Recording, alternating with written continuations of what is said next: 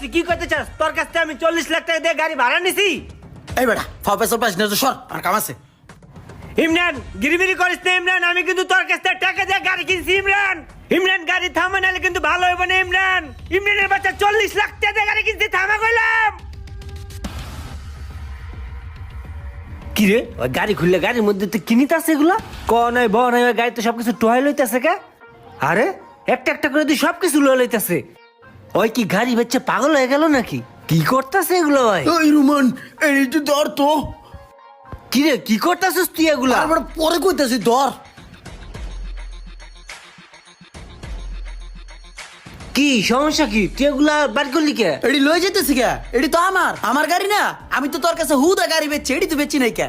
ওই বেটা আমি তোর কাছ থেকে গাড়ি কেনার সময় তো এগুলো দেখেই বেটা গাড়ি দামাদামি করছি। 40 লাখ দিয়ে গাড়ি ওই বেটা কিনছি। 40 লাখ টাকায় তুই এই জাপানিজ গাড়ি পাস? ফাইজলামি করছ বেটা? এটা জাপানিজ গাড়ি।